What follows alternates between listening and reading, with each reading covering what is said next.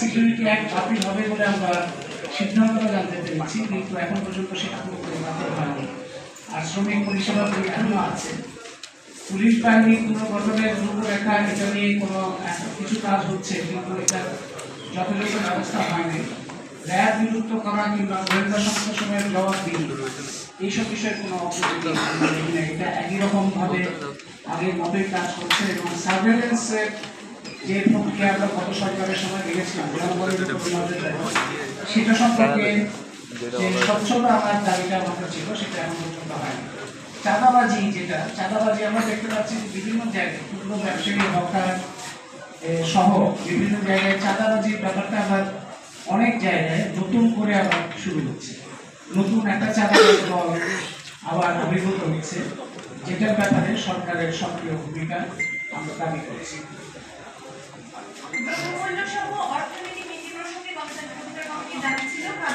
Gas, বিদ্যুৎ ও জ্বালানি তেল সহ নিত্য প্রয়োজনীয় দ্রব্য খাদ্যপণ্যের দাম কমাতে প্রয়োজনীয় ব্যবস্থা গ্রহণ করতে হবে। সারা দেশে রেশন সার্ভিসে প্রয়োজনীয় ব্যবস্থা গ্রহণ করতে হবে।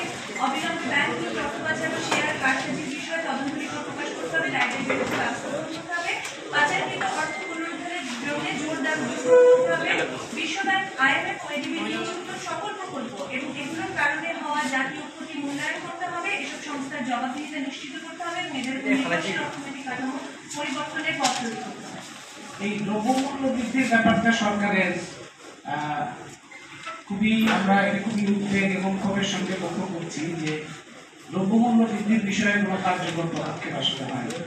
সরকারের দিক থেকে বলা হচ্ছে যে ঠিক আগে সরকারের মতোই আমরা কিছু কিছু কথা শুনতে পাচ্ছি যে পরিস্থিতির উন্নতি হচ্ছে, দ্রব্যমূল্য নিয়ন্ত্রণের মধ্যে আছে, কিন্তু দ্রব্যমূল্য আসলে নিয়ন্ত্রণের মধ্যে নাই।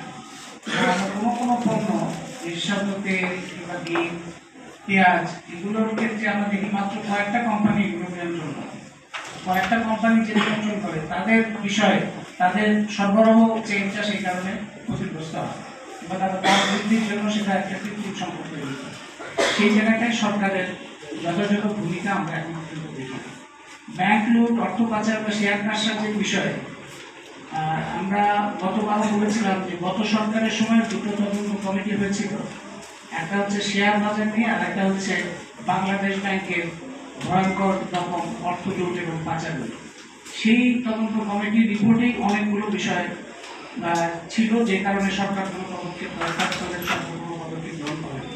আমরা আজকে আবারও বলি যে সেই দুটো তদন্ত কমিটির রিপোর্ট প্রকাশ করে সেখানে সুনির্দিষ্টভাবে অপরাধী হিসেবে যাদেরকে শনাক্ত করা হয়েছিল তাদের মধ্যে সালমান রহমান অন্যতম ছিলেন, যিনি প্রাক্তন প্রধানমন্ত্রীর অর্থনৈতিক উপদেষ্টা ছিলেন।